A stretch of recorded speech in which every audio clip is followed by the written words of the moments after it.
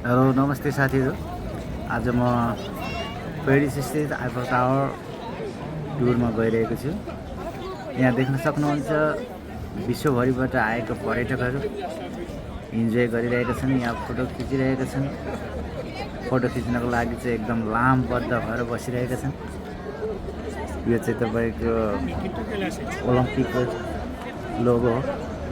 2024मा यहाँ ओलम्पिक भएको थियो, त्यस टाइमबाट यो यहाँ राखिएको छ र मानिसहरू जति पनि आउँछन् यसमा बसेर फोटो खिचिरहेका छन्।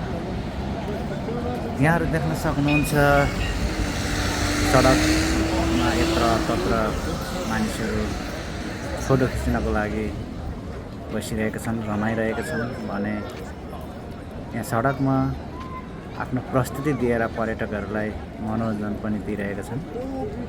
हेर्नुहोस्, हामी यहाँ देख्न सक्छौँ अहिले एकजना व्यक्ति पियानो मार्फत गाना गाउँदै मिठो सङ्गीत भइरहेका छन्।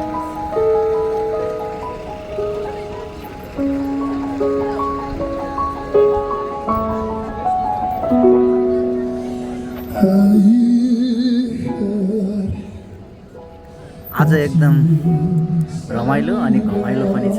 समय एकदम राम्रो छ, मौसम पनि राम्रो छ, घाम लागिरहेको छ। अत्यन्तै सुन्दर मनमोहक दृश्य यहाँहरू देख्न सक्नुहुन्छ आइफल टावरको। पेरिस आइसके पछाडि जो कोही पनि आइफल टावर अवश्य भ्रमण गर्ने गरेका छन्। आइफल टावरको टपमा गएर त्यहाँबाट मनमोहक दृश्यहरू अवलोकन गरेर मानिसहरू इन्जोय गर्छन्।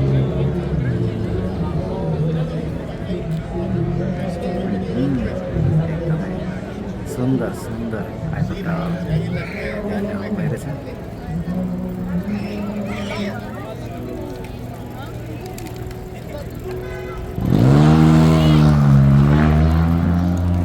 शनिबारको दिन यहाँको विकेन्ड हो, छुट्टी छ र पनि आज चाहिँ अलिकति मानिसहरूको चहलपहल केही मात्रामा कम्ती नै छ पहिलाको तुलनामा।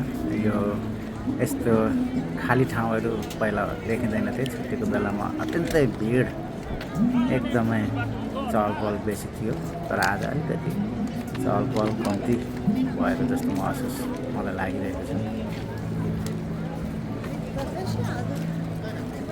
यहाँ बाटो क्रस गर्ने क्रममा मानिसहरू दबिरहेका छन्।